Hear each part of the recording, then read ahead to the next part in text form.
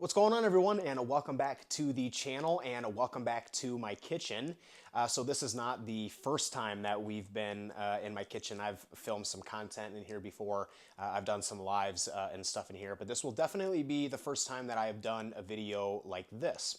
So today we are going to be going over my meal prep process. This is something that I get a lot of questions about, whether it's through a comment or a DM. I'll typically get a lot of questions about food prep and how I like to prepare my food. So that's what we're going to go through here today. Today we are going to be cooking up some chicken breast and some ground beef. I use extra lean ground beef, 96% lean. And I'm going to be cooking my food for about 4 days. That's pretty typical for me, is to cook about 4 days worth of protein at a time. So I've had various stages in my life where I've prepped protein for an entire week. I've had a lot of stages in my life where I've prepped my protein fresh each day on an individual daily basis. Right now, the method that I'm kind of using every 4 days is kind of like a decent middle ground between those two. I like prepping my food for a week because of its convenience and how it makes it easy for me to get the food in and have the food prepared.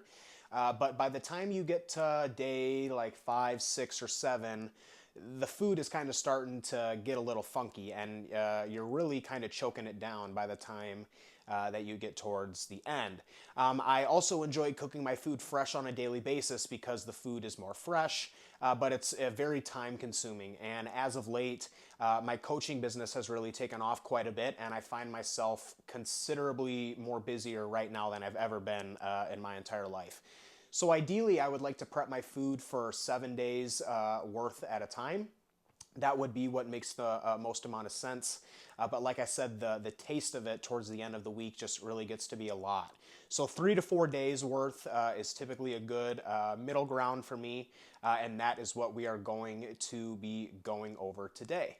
So real quick, before we get into the actual meal prep process, I do want to take some time and just kind of talk briefly about the concept of meal prep as a whole, because I think that this is something that is a fundamental skill or fundamental thing that all bodybuilders or weightlifters should be doing. And I think that this is one of those like non-negotiable types of things. It is very, very common for me to get new clients who will apply to coaching or people who send me DMs or ask questions in my comments that have issues with sticking to a nutrition plan. That's very, very common. And if you guys are on this page here, then obviously you're very aware of the importance of nutrition to the entire process of bodybuilding that we're trying to do here. You know, the saying, you can't out-train a bad diet is very, very much a true statement. And we know that nutrition is typically the main deciding factor in between who gets results and who doesn't. Because, I mean, let's be honest here. There are lots of people that go to the gym 4, 5, 6 days a week and have been doing so for a very long time. But every single one of us who's listening to this video right now can think of 5 to 10 people that are in our gym right now that we currently go to that have been going to that gym for a long period of time and have been killing it in the gym week after week after week after week for as long as you can remember, and they still haven't made any progress. So what is it that determines whether or not you make progress or not? Obviously, there's a lot of things that go into that, training, programming, and all of those other types of things, but the nutrition is an absolutely massive concept to that. And I think it's pretty fair to assume, at least based off of what I see from new clients and from comments, that nutrition seems to be the biggest hurdle and thing that people struggle with when it comes to making progress. And so I think that meal prep is something that is absolutely not negotiable. One of the biggest excuses and reasons why I hear from people that they're not capable of sticking to their diet is often because they don't have the food prepared and they don't want to take the time to cook it. If you are not taking time out of your week and setting time aside during your week to prep your food in advance, you are really doing yourself a disservice. Taking some time to prep your food ahead of time is going to eliminate that excuse for you completely. You don't have the excuse that you don't have clean food available to you when you've got 4 days worth of cooked chicken and 4 days worth of cooked beef sitting in your fridge. And that completely eliminates that excuse. And that is an unbelievably common excuse as to why I hear from people that they can't stick to a diet. So just taking some time, taking initiative and setting aside time to cook your food ahead of time is always going to be something that is going to set you up to be successful. And I have been meal prepping my meals anywhere from 7 to 1 day per week. I know that that's the range of the whole week. Whether I was prepping for a whole week at a time, that would obviously be 1 day out of the week where I would prep, and then when I'm making my meals daily, I'm taking time each day. So taking some time during your week, whether you're doing it every day, whether you're doing it a couple days a week, whether you're doing it 1 day per week, it literally doesn't matter. That's a personal preference as to how you like to set things up. But what is not negotiable is that you do that, is that you set time aside to prep your food and have things ready for you. So that is what we are going to go through today. I want to go ahead and get started on this. So like I said, we are going to be prepping 4 days worth of chicken breast. And about 4 days worth of beef. And we'll talk about amounts and all of that stuff as we go through. But let's go ahead and jump right into this. We're going to start off with the chicken because the chicken is the thing that takes the longest. All right, chicken breast. So chicken breast is probably the most stereotypical bodybuilding food that you can think of. Either chicken breast or egg whites, or probably protein powder. I mean, there's just so many people who have been using chicken for so long. I think it's pretty safe to assume that chicken breast is probably the most popular protein source within bodybuilding.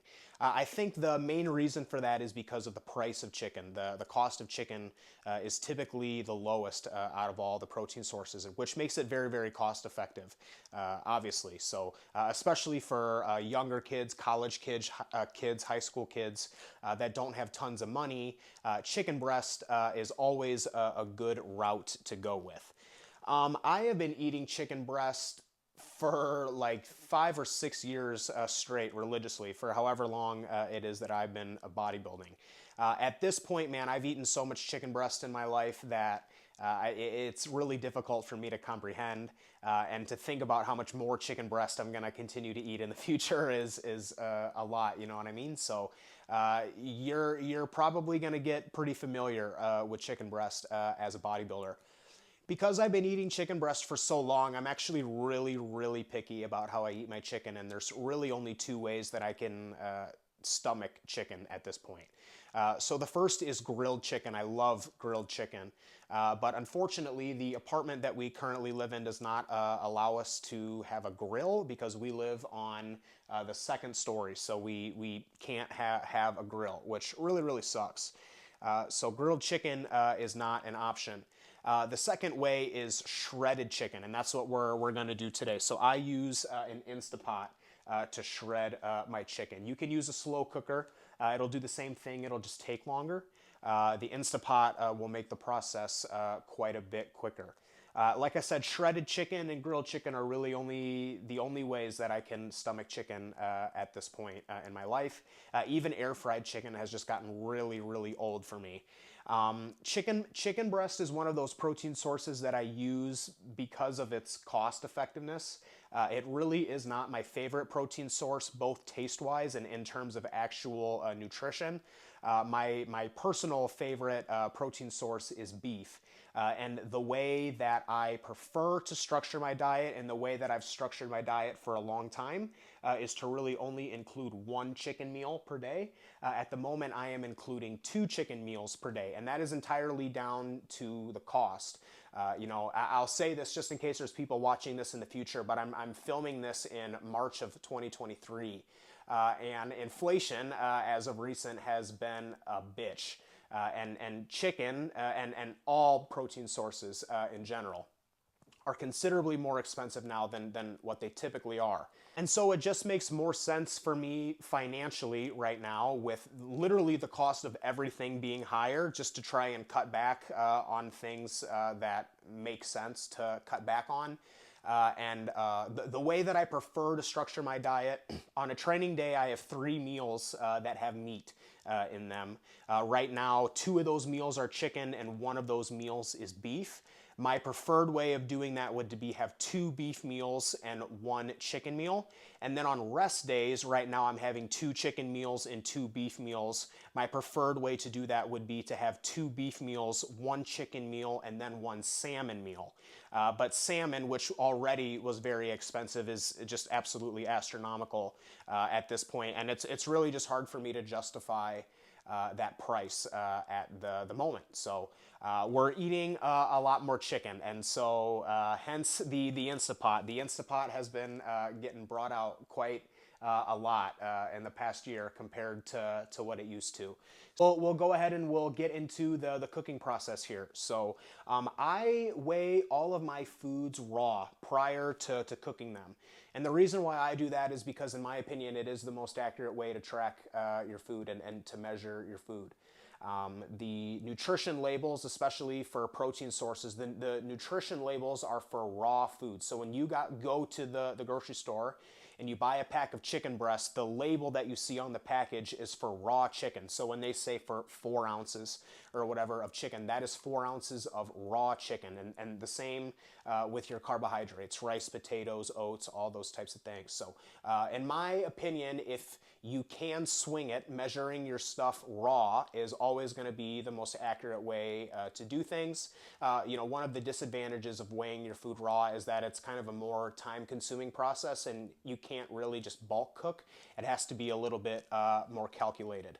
So we're going to kind of go through that process today. So like I said earlier, we are going to be cooking about 4 pounds, we are going to be cooking about 4 days worth of chicken breast, which actually comes out to about 3 pounds of chicken. So right now, a serving of chicken for me, when I eat a meal that has chicken breast, a serving of chicken is 6 ounces of raw weight chicken, which gives me about 36 grams of protein directly from the chicken breast itself.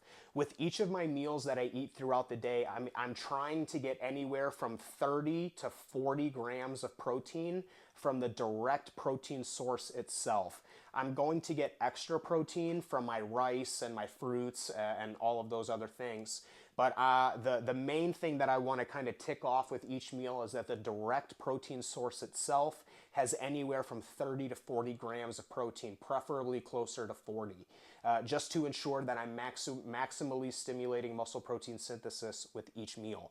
So like I said, 4 ounces of raw chicken is 24 grams of protein, so 6 ounces of raw chicken is 36 grams of protein, which is going to be perfectly adequate for muscle protein synthesis response. I have 2 chicken meals per day. So for 4 days worth, that's going to be 8 servings of chicken. Remember that I said a serving of chicken is 6 ounces, which is 168 grams. And so I am going to weigh out, my chicken breast is in here. You guys I'm sure have noticed this by now. I've already taken it out of the package and cleaned it up. The chicken is in here, and it is on top of my scale here, and the Instapot is next to me. So 8 servings of chicken at 168 grams each is going to be 1,344 grams of raw weight chicken. And actually, if you do some math and you convert that, that's exactly 3 pounds of chicken. So I go through 3 pounds of raw chicken every 4 days. So like I said, to ensure maximum accuracy, I'm going to weigh this raw. So we are going to weigh out 1,344 grams of raw weight chicken, and we are going to get that into the Instapot.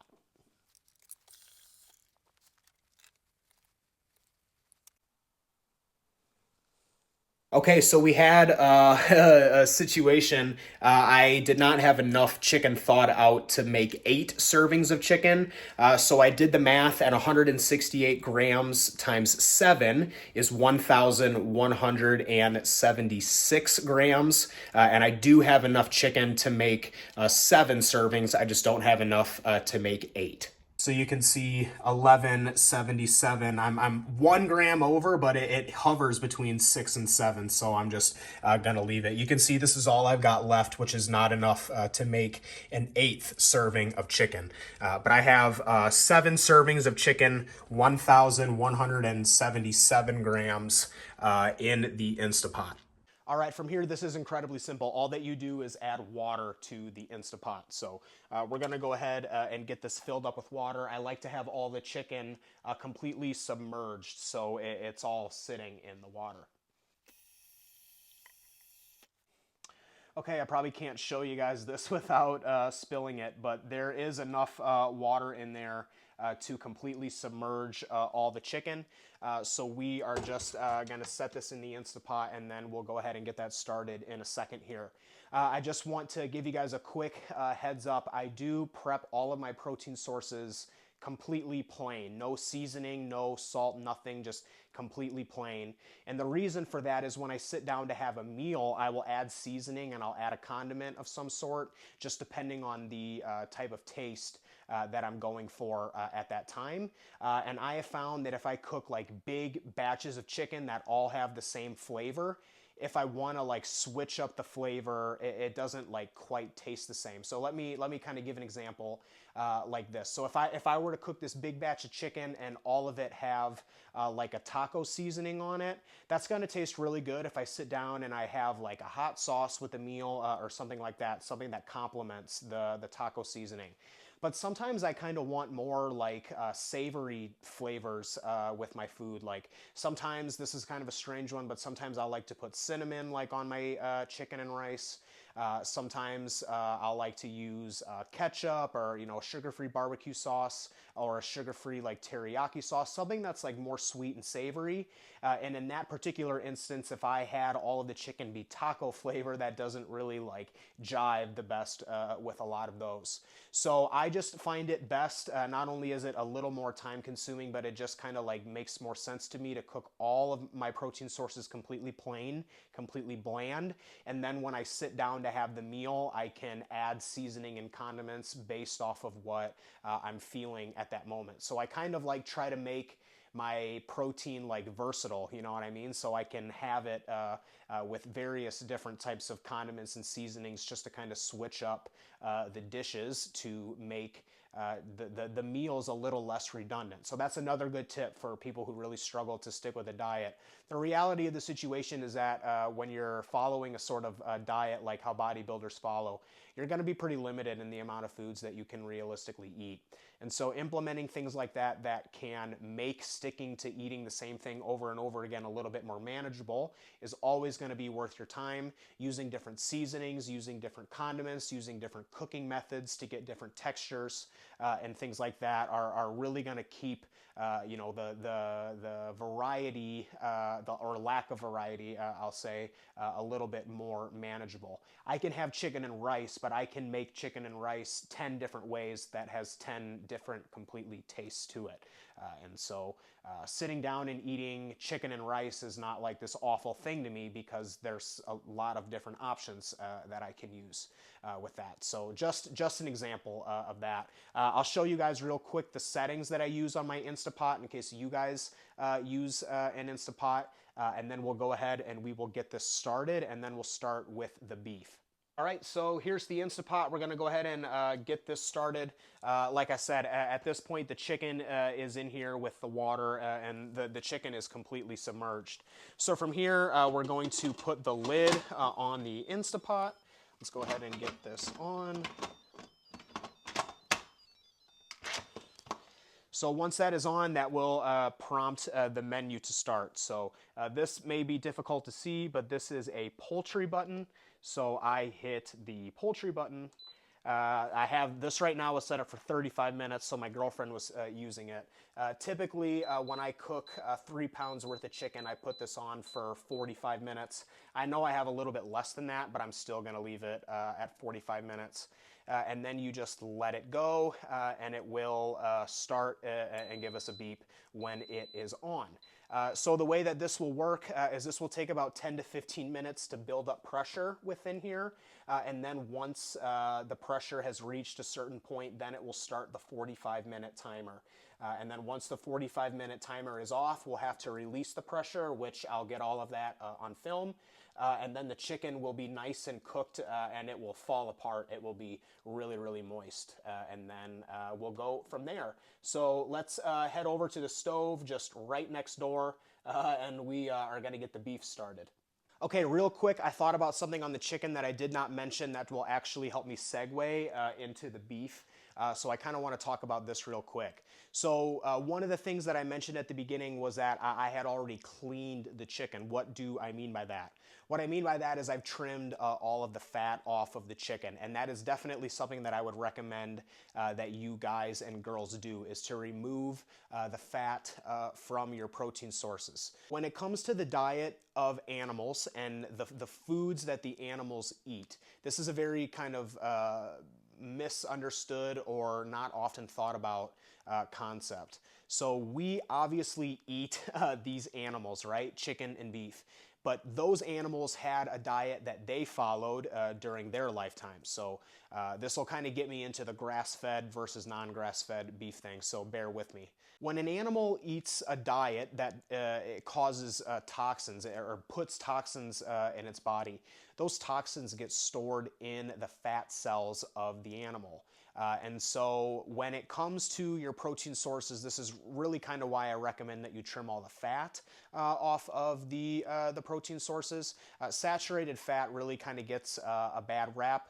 And I don't think that saturated fat is the devil, so to say, but I do think that we should try and keep it to a relatively lower amount and preferably get our fat sources from healthier fat sources like monounsaturated fats mainly. But another big reason why you should be using lean protein sources in my eyes is not only to make room for more monounsaturated fats and reduce your saturated fat intake, which is where, like I said, the toxins of the animals are stored. So that is really kind of a real common debate is with, chicken. What's the difference between like a grain-fed chicken versus a vegetarian fed chicken, or a grain-fed cow versus a grass-fed cow? And there's a lot of debate between which of those is going to be healthier for you. I think realistically, when it comes to something like chicken breast, I am of the opinion that it doesn't really matter too much. And again, because the reasoning for that is because the toxins are in the fat cells. And if you have a protein source that is very low in fat, remember, the toxins are in the fat cells. So if it's low in fat, it's probably going to be pretty low in toxins, which kind of brings me to the beef debate thing. So grass-fed beef versus grain-fed beef or non-grass-fed beef. The literature out there is kind of straightforward that grass-fed beef is statistically better. It's not significant by any means. My personal recommendation with the whole grass-fed versus grain-fed thing is if you are going to be using lean cuts of beef, I use 96% lean ground beef, I wouldn't worry about spending the extra money on getting a grass-fed beef because it's lower in fat, which means that there is less room for the toxins to get stored in, which means that there's less of a chance that you are going to consume them.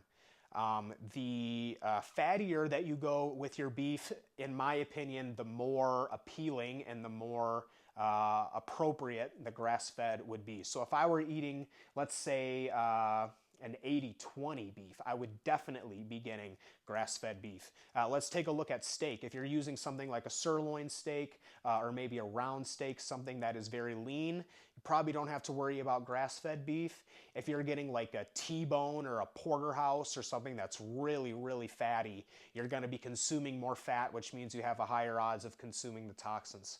and increasing inflammation within your body. So in that case, I would definitely get a fattier cut of beef as a grass-fed source. Now, in a perfect world, even the lean cuts of beef, I would still get grass-fed, because even with this 96% lean ground beef, I typically eat about 7 ounces of that beef, which is going to give me anywhere from like 8 to 9 grams of fat, which is pretty low in fat, but it is still technically 8 to 9 grams of fat.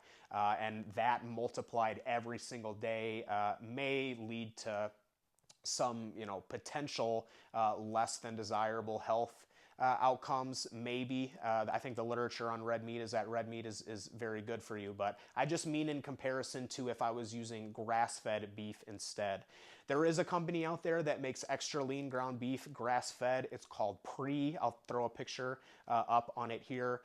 It is absolutely awesome. It tastes delicious, digests awesome, but it's like $10 a pound. It's very, very expensive. Really hard for me to justify that price right now. So I'm still using the non-grass-fed beef, but like I kind of said earlier, I think that it's less of an issue because it's so lean. Anyways, I kind of just wanted to get that out of the way because I feel like that kind of segues pretty decent into the beef. So we're going to cook the beef now. I like to cook my beef in a big pot. I guess you would call this a pot. Something that you would cook like soup in or something. If I try to cook it on like a normal skillet, this is obviously a little skillet. I've got a bigger one behind it.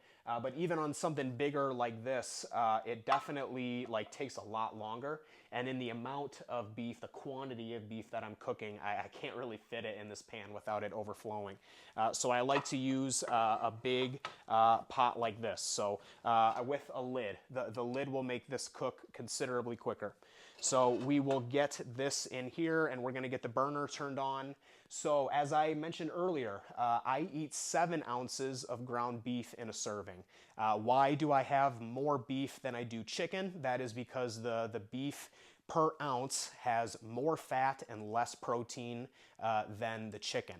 So in order for me to, again, hit that 35 to 40 grams of protein from beef alone, I need an extra ounce to do that. If I have 6 ounces, it's closer to 30 grams of protein. And remember, I kind of want to get in that 35 to 40-ish range. So I add an extra ounce of the beef. So a serving of beef for me is 7 ounces. And as I said earlier, I eat less beef than I do chicken. So typically when I cook up my beef, I will cook up 6 servings at a time, which typically lasts me about 4 days. You do the math, 7 ounces times 28 grams. That's 1 serving. 196 grams is a serving. And then I have 6 servings that I'm going to prep, which is actually 1,176 grams. It is the exact same amount as the chicken. So we're going to go ahead and get that started. So it will be the same exact process as I had with the beef, or excuse me, with the chicken. I have the beef on the scale, and I'm just going to add beef to the pan until my scale shows negative 1,176 grams.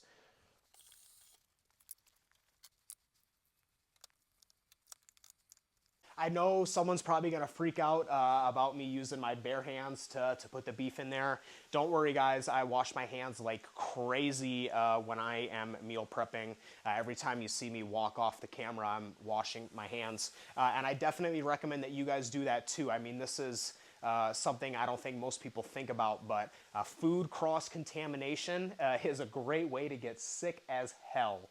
So especially with chicken and salmonella and all of the issues that can come with that. So I wash my hands like crazy when I meal prep. Literally before I'm about to touch anything, whether I'm touching the meat or whether I'm touching a spatula, anything, I'm washing my hands like crazy. And I recommend that you guys do the same. It's better to be safe than sorry and cross-contaminate your foods. Okay, so just like the chicken, I am 1 gram over 1,177, but the beef is sitting there in the pot. So we're going to get this broken down and we're going to get the lid on this.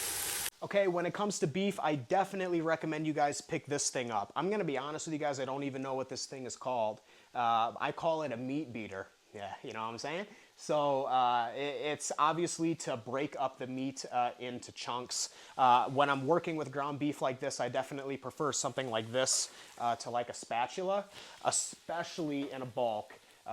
In a bulk, you can use this to literally mash your meat into like tiny, tiny baby chunks, which makes it super, super easy to eat. One of the things that really sucks in the off season is like eating large quantities of food in general, but especially meat. And so in the off season, I try to break my beef down into the smallest pieces that I can get it into, because it just makes it a lot easier to eat. We'll get the lid on that, and then that's the easy part. Now we just wait. So the beef will take a bit longer than the chicken. It's been maybe 10-ish minutes since we started the chicken on the Instant Pot, and it still has not started yet. So while this cooks, I'm gonna do some dishes, maybe reply to some TikTok comments or something, but within about 10 to 15 minutes or so, this beef should be done. Every couple of minutes, I will come over here and I'll just break it up and kind of get it into smaller, tinier pieces. And I'll show you guys what that looks like and everything, but I'll just kind of be periodically checking in on this while I wait for this stuff to cook. So I'll catch up with you guys in a little bit. Okay, it's been about 10 minutes or so, and the beef is all chopped up nice and fine. So this is good, I guess, gauge of how big the chunks are, I guess. I'm just going to let this sit for a couple minutes, and then I'm going to transfer it to my Tupperware containers. The chicken has 31 minutes left, so the next time that I see you guys, we will be transferring this beef over to the Tupperware containers, and then by then we may have some time left to go on this chicken. Okay, the beef is finished, and I've been letting it cool for a little bit. This pot gets super hot when I cook on it, so I let it cool for a little bit. And then we are going to transfer that over to my Tupperware container. This is always a challenging part, just because this thing can kind of get a little heavy, and just the size of it is kind of awkward to be dumping food in a Tupperware, you know?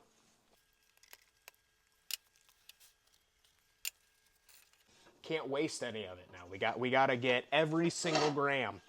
Every single gram. That's it. That's all she wrote. Now we are going to let this cool off a little bit. I want to let this get down to room temperature. And then by then the chicken will probably be done. But I want to show you guys how I measure this out, so that I know that every time I'm pulling out of here, I know that I'm pulling the exact amount that I need. The Instant Pot just went off, so now it is time to release the pressure. There is a little button right here. We will press. So the Instant Pot is done steaming. It's been done for about 3 minutes now. So we're gonna go ahead and take the lid off. That's very hot steam coming out of there, so be careful. And this is what we are working with in there. So those chicken breasts are very, very moist, and you'll see how easily they fall apart. I've got a spatula in my hand here. I can just kind of tap them, and you can see how they're falling apart here. So I am going to give this a few minutes to cool down, because as you can see, this is very, very hot. I'm going to give this some time to cool down, and then we will transfer this chicken into the other Tupperware, like what we did with the beef. But in the meantime, the beef is finished. So I want to show you guys how I measure this out and weigh this out. So now that the beef is cooked, how do I know how much to take out when I make a serving? So this is very simple. We are going to turn the scale on to 0. So it is completely tared at 0. And I'm going to put the Tupperware and all of the beef on top. Now, the total weight is about 915 grams or 905 14 grams, somewhere in there. So again, how do I know how much to use for each serving?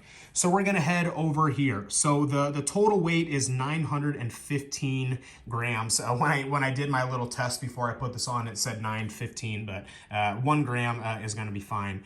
I know that this Tupperware container right here, when it has absolutely nothing in it, so like one of these, this Tupperware container here, when it has nothing in it at all, weighs exactly 138 grams. And so I subtract the 138 grams from the total weight, which leaves me with 777 grams of cooked beef.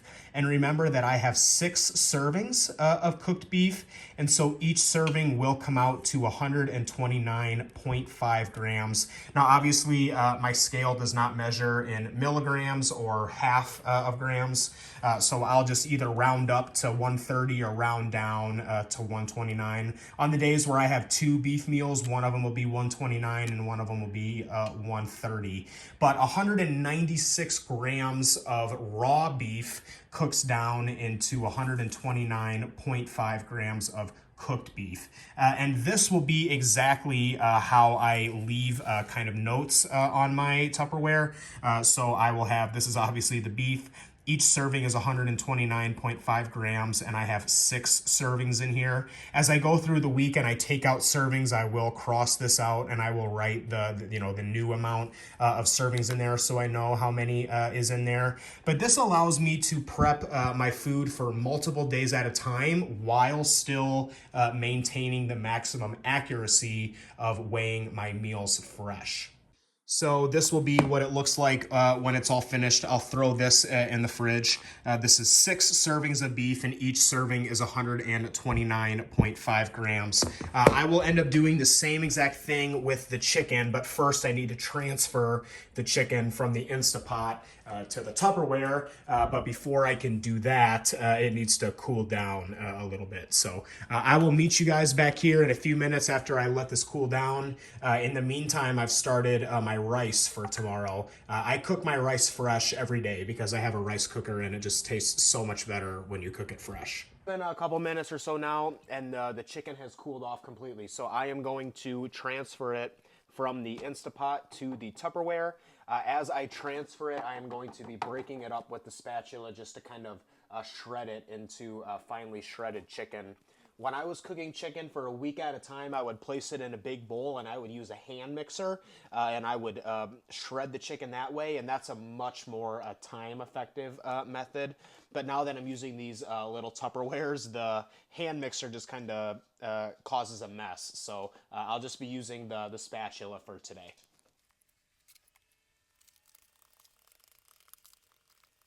And there you have it, guys. Here is all of the shredded chicken.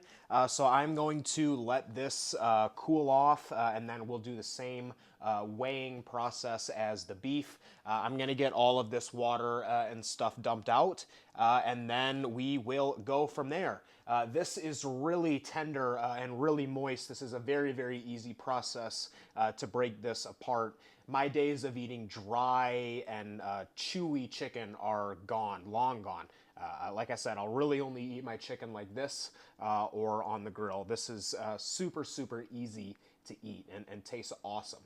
The chicken is cooled off, and just like the beef, we are going to get that weighed out. So the scale set to 0, we put the whole thing on there and we get 894 grams. Again, I know that the raw Tupperware weighs 138 grams, which gives me 756 grams of cooked chicken. That is across 7 servings of 6 ounces each, which is 108 grams. So 168 grams of raw chicken cooked down to 108 grams of cooked chicken. And I will have the same label here. The chicken, 108 grams per serving, and then the amount of servings that I have left in the container.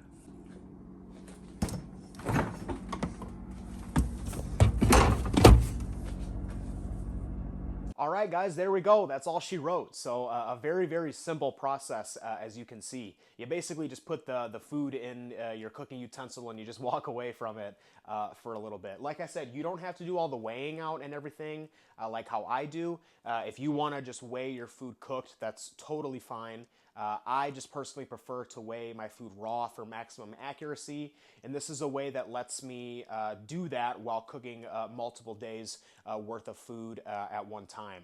One of my biggest hopes with this video is hopefully I eliminated some excuses for some of you guys as to why you can't stick to your diet, and maybe inspired you or taught you some ways in which you can prep your food and be on top of your nutrition. Hopefully that's the case. If you guys have any questions or anything, please feel free to leave them in the comment section. I will get back to you guys as soon as I can, but hopefully you can see that this is a very, very simple process that sets me up for a couple of days of being on point with my nutrition. So don't use that as an excuse, guys. Just find time and make time in your day or week to prep some food so that you can be on top of your nutrition and help yourself reach your goals. Thanks again for watching, guys. Any questions or anything, please feel free to let me know. Otherwise, I will talk to you guys next time. And as always, take care of yourselves.